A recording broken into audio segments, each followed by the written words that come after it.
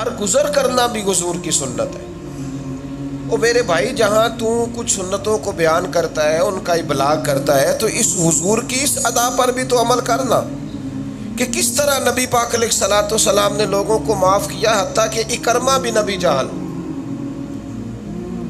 اس امت کے فرعون ابو جہل کا بیٹا، بھاگ گیا تھا فتح مکہ کے موقع پر۔ اس کی اہلیہ نے آ کے عرض کی، حضور کیا میرے خاوند کو بھی معافی مل جائے گی؟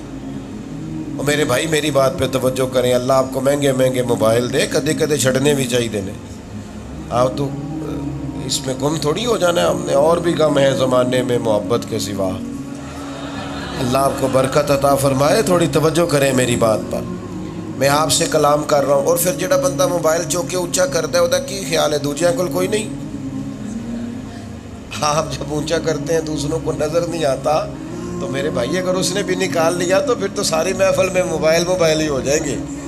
اور یہ موبائل کا مسئلہ آج کل اس طرح، جس طرح گرمیوں میں پانی کا مسئلہ ہوتا ہے، ایک بندہ ایک گلاس پانی کا پیتا ہے تو دوسرے کو دیکھ کے پیاس لگ جاتی ہے، اسی طرح جب کوئی ایک فوٹو کھینچتا ہے تو دوسرے کی ٹینشن بڑھ جاتی ہے کہ بھائی یہ کیا ہو گیا، میری رہ گئی۔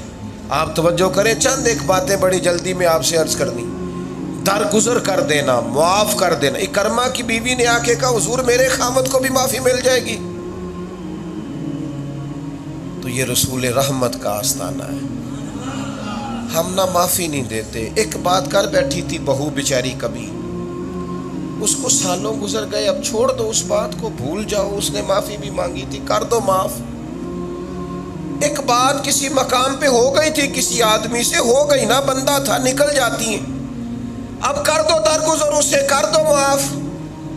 لیکن ہم کبھی پنچایت میں بیٹھیں تو صلح کر لیتے ہیں، کہتے ہیں چودھری صاحب نے آکھیا چلو میں مان جانا، صلح کر لیتے ہیں، پر معاف ہم کہتے ہیں جب یہ میرے دانت کے نیچے آئے گا پھر میں اسے دیکھ لوں گا۔ معاف نہیں کرتے، صلح کر لیتے۔ اپنی زندگی میں گنجائش پیدا کرو، یہ حضور کی سنت ہے، یہ نبی پاک کا اسوہ حسنہ ہے۔ ساری عادتیں تو ماں باپ کی بھی پسند نہیں ہوتی، اور اگر اس طرح طبیعت بنا لو گے کہ کسی کو معافی نہیں دینی تو رشتے ٹوٹ جائیں گے، آگے کیسے بڑھو گے؟ اکرمہ کی بیوی سے نبی پاک علیہ السلام نے فرمایا، جا میں نے معاف کیا۔ اس نے جا کے نبی پاک علیہ السلام کا پیغام اکرمہ کو دیا، چھپا ہوا تھا، دوڑا ہوا تھا، جا کے کہا مبارک ہو، نبی پاک علیہ السلام نے تجھے معاف کر دیا ہے۔ تو وہ سوچ میں پڑ گیا، ہم تو دشمن کو بھی پاکیزہ سزا دیتے ہیں، وہ سوچ میں پڑ گیا کہ میری معافی کیسے ہو سکتی ہے بھلا، یہ کیسے ہو سکتا ہے میرے جیسے بندے کو معافی ہو جائے، یہ تو ممکن ہی نہیں، میں نے تو ظلم ہی بڑے کیے، زیادتیاں ہی بڑی کی۔ واپس آ کے کہنے لگی، یا رسول اللہ صلی اللہ تعالی علیہ وسلم، وہ سوچ رہے ہیں کہ مجھے معافی یہ کیسے ہو سکتا ہے؟ قربان جائے، یہ میرے اور آپ کے نبی کا طریقہ ہے۔ اللہ کے محبوب نے فرمایا، کس طرح اسے پتہ چلے گا کہ میں نے معاف کر دیا؟ یعنی ادھر سے یقین دلایا جا رہا ہے کہ جا تجھے معاف کر دیا۔ یہاں لوگ ہاتھ باندھے کھڑے ہوتے ہیں، ہم معاف کرنے کو تیار۔ بعض دینی بندہ کہلانے والے، دیندار کہلانے والے، فقیری درویشی پر تقریریں کرنے والے، ان کے مزاجوں میں اللہ ماشاءاللہ گھٹن آ جاتی، سمجھ نہیں پاتے یہ کتنا بڑا مقام ہے۔ تو اکرمہ نے جب کہا نا کہ یہ کیسے ہو سکتا ہے مجھے معافی مل جائے، تو قربان جائیں، اللہ کے محبوب علیہ الصلوۃ والسلام نے اپنا امامہ اتار کے دیا، فرمایا یہ نشانی لے جاؤ، اسے دکھا دو کہ جا اللہ کے رسول نے تجھے معاف کر دیا ہے۔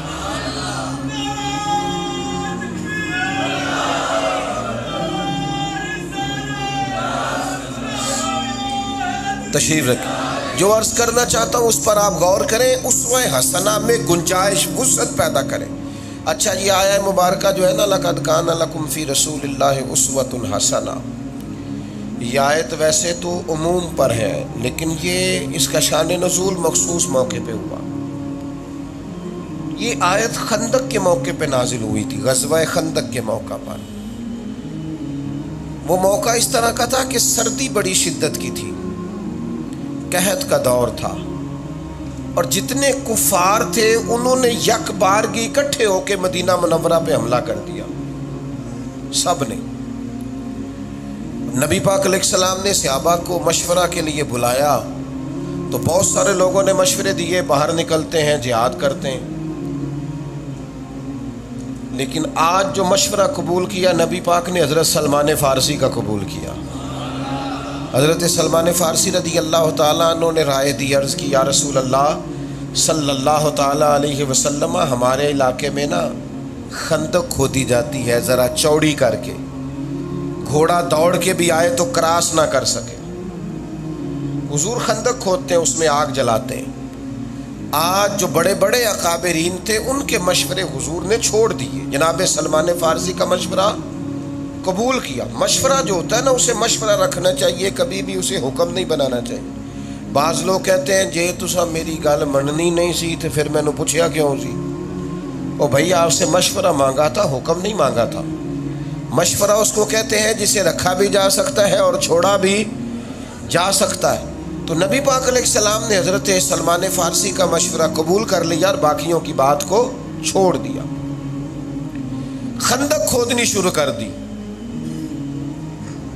تو کیا صرف کارکن کام کریں گے، صرف مرید کام کریں گے، صرف شاگرد کام کریں گے؟ نہیں، حضور نے اسوہ حسنہ اور طرح کا دیا۔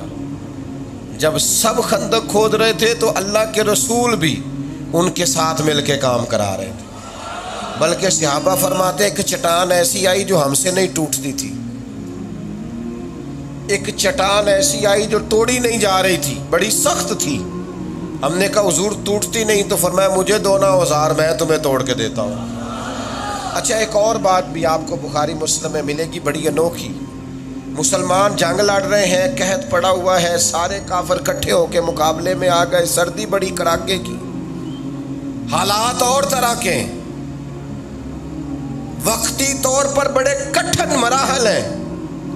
ہمارے یہاں نا کچھ لوگ ہر وقت سہمی سہمی باتیں کرتے ہیں، ڈری ڈری باتیں کرتے ہیں، ان کے نزدیک دنیا میں اچھے لوگ بچے کوئی نہیں، سارے خراب ہو گئے۔ دو ہی بندے ٹھیک ہوتے ہیں، ایک میں ٹھیک ہوں، ایک جو ہاتھ باندھ کے میرے پیچھے چل رہا ہے وہ ٹھیک ہے، تیسرے کسی کو ٹھیک ماننے کو ہم تیار ہیں۔ پھر وہ سوسائٹی میں مایوسی پیدا کرتے ہیں، وہ بھی غلط، وہ بھی غلط، وہ بھی غلط۔ حالانکہ ترمذی میں حدیث ہے، نبی پاک علیہ السلام نے فرمایا میری امت کبھی گمراہی پر جمع نہیں ہوگی۔ یہ کیسے ہو سکتا ہے سارے بندے غلط ہو جائیں؟ ممکن ہی نہیں، یہ تو خیر امت ہے۔ ہم اپنا اس بات کرنے کے لیے، اپنے آپ کو منوانے کے لیے سب کی نفی کر دیتے ہیں۔